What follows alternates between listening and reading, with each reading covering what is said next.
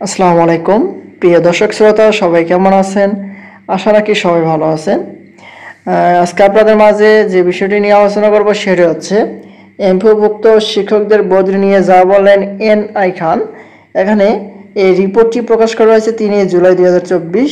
এখানে এমপিওভুক্ত শিক্ষকদের বদলি নিয়ে বিস্তারিত কি বলা হয়েছে সকল কিছু আজকে আপনাদের মাঝে জানিয়ে দেওয়ার চেষ্টা করব। আশা করি ভিডিওটি মনোযোগ সহকারে শেষ পর্যন্ত দেখার চেষ্টা করবেন। আর একটি কথা, যদি আমাদের চ্যানেলে নতুন হয়ে থাকেন অবশ্যই আমাদের চ্যানেলকে সাবস্ক্রাইব করবেন। অলরেডি সাবস্ক্রাইব করা থাকলে অসংখ্য ধন্যবাদ। এখন আমরা দেখব এখানে বিস্তারিত কি বলা হয়েছে।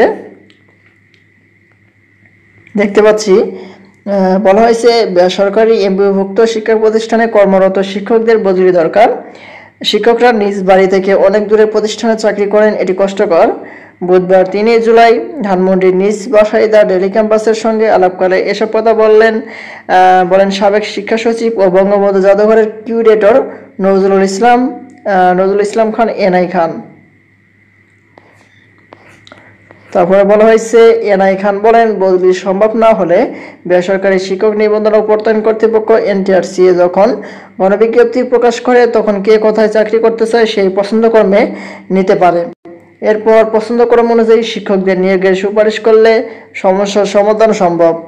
পছন্দক্রমের বাইরের প্রতিষ্ঠানে সুপারিশ করলে আলাদা আলাদা বদলির ব্যবস্থা রাখা দরকার। তিনি বলেন, শিক্ষকদের বদলির সবচেয়ে ভালো সমাধান হলো শিক্ষা প্রতিষ্ঠান সরকারিকরণ করা।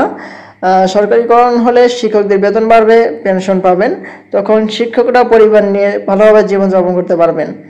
এছাড়া সরকারি স্কুল কলেজের শিক্ষকদের বদলির ব্যবস্থাও রয়েছে, কাজেই সরকারিকরণ সব সমস্যার সমাধান এখানে বলা হয়েছে। তারপর রয়েছে সাবেক এই শিক্ষা সচিব আরও বলেন, সরকার বলেছে সরকারিকরণ করতে অনেক টাকা প্রয়োজন, তবে বাংলাদেশের চেয়েও দরিদ্র দেশে স্কুল কলেজ সরকারি করা হয়েছে।